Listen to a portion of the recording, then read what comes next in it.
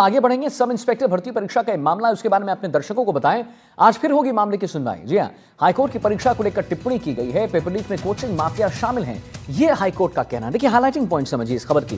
Paper कई जगह से लीक हुआ है, यह हाईकोर्ट का कहना है। आरपीएससी मेंबर पेपर लीक में शामिल हैं, यह भी हाईकोर्ट का कहना है। और मेंबर की शिकायतों का चयन, माफ कीजिए, रिश्तेदारों का जो चयन है वो होना चाहिए, ये हाईकोर्ट का कहना है। दीपक बताएं इस पर क्या लेटेस्ट अपडेट। हाईकोर्ट बड़ी बात कह रही है, परीक्षा की फाउंडेशन गलत है, ये भी हाईकोर्ट का कहना है। आरपीएससी मेंबर पेपर लीक में शामिल हैं, ये करना है। और सबसे बड़ी बात जो इस पे हाईलाइटिंग पॉइंट दीपक, उनका कहना है, हाईकोर्ट का कहना है कि अब यहां पर पेपर लीक में कोचिंग माफिया शामिल है। इसको जरा हमारे दर्शकों के लिए और इलैबोरेट करके बताइए दीपक। देखिए बिल्कुल पिछले 2 दिन से हाईकोर्ट के अंदर जो सब इंस्पेक्टर भर्ती परीक्षा है उसको लेकर लगातार जो है सुनवाई जारी है। कल हाईकोर्ट में जो याचिकाकर्ता पक्ष है उन्होंने अपना फैक्ट, अपनी दलील दी। इसके साथ ही जो सरकार की तरफ से AA दी है उन्होंने भी अपने दलील दी। बड़ी बात यह है कि हाईकोर्ट ने कहा कि इस पूरे पेपर में जो है कोचिंग माफिया शामिल है, ये एक बड़ी टिप्पणी थी। इसके साथ ही हाईकोर्ट ने कहा कि ये पेपर जो है वो कई जगह लीक भी हुआ है। आरपीएससी के मेंबर जिन पर जिम्मेदारी होती है पारदर्शिता से परीक्षा करवाने की, वो खुद इसमें शामिल है। मेंबरों का रिश्तेदार का यहाँ पर चयन हुआ, हाईकोर्ट ने ये भी कहा। और हाईकोर्ट ने एक सख्त टिप्पणी करी कि परीक्षा की जो फाउंडेशन है वो ही गलत है। तो ऐसे में कई महत्वपूर्ण और सख्त टिप्पणी जो है वो हाईकोर्ट ने की है। इससे पहले हाईकोर्ट ने यह भी कहा था कि पहले तो एसओजी इस परीक्षा को रद्द करने की पैरवी कर रही थी। अब अचानक से क्या हुआ कि एसओजी अपने बयान से बदल रही है, क्योंकि सरकार ने जो एसओजी ने उस समय सरकार को लिख के दिया था कि परीक्षा में धांधली हुई है। लेकिन अब एसओजी का कहना है कि हम मामले की जांच कर रहे हैं, अभी और लोगों को पकड़ना बाकी है।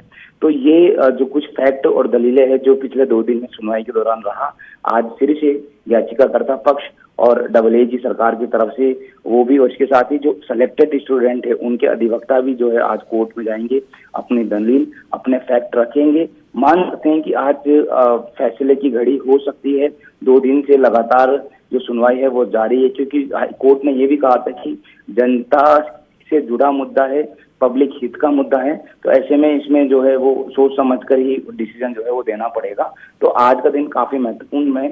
तो मान सकते हैं कि आज दलीलें अगर फैक्ट खत्म हो जाते हैं तो कोर्ट शायद अपना फैसला जो है वो रिजर्व रख सकता है और आगे अगली तारीख में जो है फैसला सुना सकता है। उधर जो सेलेक्टेड जो कैंडिडेट के जो वकील है उनका एक ऐसा कहना है कि ये भी एक प्रोसेस हो सकता है कि जिन्होंने चीटिंग करी, नकल करी, उनको अलग से डीवार कर दिया जाए, लेकिन परीक्षा को यथावत स्थिति में रहने दिया जाए, क्योंकि जिन्होंने पढ़कर परीक्षा दी उनका नुकसान होगा। इसके साथ ही जो याचिकाकर्ता पक्ष है जो इसको कैंसिल करवाने की बात कर रहे हैं, उनका कहना है कि पेपर में नकल हुई, चीटिंग हुई तो परीक्षा को दोबारा से जो है वो करवाया जाए और परीक्षा को रद्द किया जाए। सरकार का जो AA है, अधिवक्ता है, उनका ऐसा कहना है कि मामले की जांच जारी है, तो अभी हम और SIT गठित है, अभी और लोगों की गिरफ्तारी होना बाकी है।